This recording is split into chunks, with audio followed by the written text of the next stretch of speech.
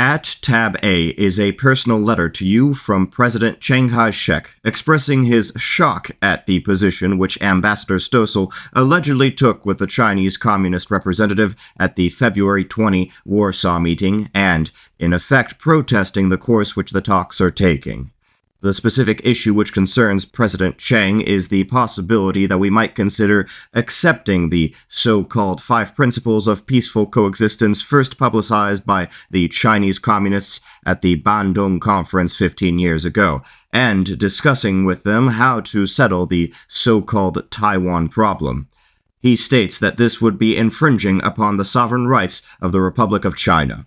In making these points, President Chiang reviews the record of U.S. involvement with the Chinese Communists during World War II and subsequently submits that their objectives in Asia have not changed. He takes the Vietnam War, the fall of the Plain of Jars and Myung Soi, and the Chinese road-building activity in Laos, and infiltration of the Philippines and Thailand by communist elements as cases in point, and warns you to be on your guard. He declares that he supports the Nixon doctrine, but adds that this should mean strengthening the free nations against aggression, and by interference, not giving in to the Chinese Communists. He concludes by saying that his letter backs up a Ministry of Foreign Affairs démarche on the same subject. President Chiang's letter is not unexpected. It illustrates the deep concern which he and others like him in Taiwan undoubtedly feel with respect to the possible implications of the Warsaw talks. I believe that we will need to be very careful in replying to President Chiang so that our continued commitment to the Republic of China is re-emphasized to him, and that due deference is given to his sensitivities. While we, of course, do not hold to his analysis of developments in East Asia and rejection of the changes which have taken place during the last generation, we must accept that his views are characteristic of many in that part of the world. A draft reply to President Chiang's letter will be ready for you next week.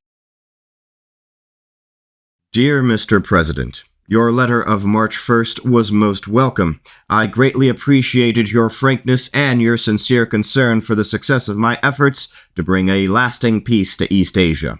From the conversations which we had together before I became president, and from the previous correspondence which we have exchanged, I know of your deep distrust of Communist China's motives. In my own evaluation of Communist China, I do not ignore the legacy of the past, nor do I ignore the threat which the Chinese Communist regime may pose in the future. In my report to the Congress of February 18, 1970 on United States foreign policy, I stated that in dealing with the communist countries we should not underestimate the depth of ideological disagreement or the disparity between their interests and ours. You may recall, too, that in my press conference of January 30, I cited the potential danger to the United States posed by the growth of Communist China's nuclear weapons capability.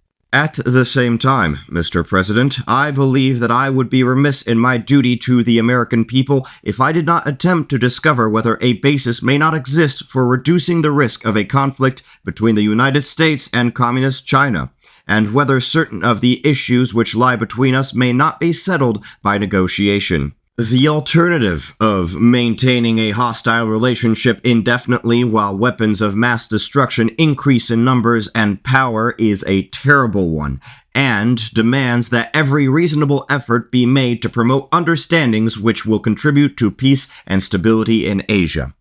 In undertaking this effort, I, of course, have in mind not only the essential interests of the American people, but of our allies as well.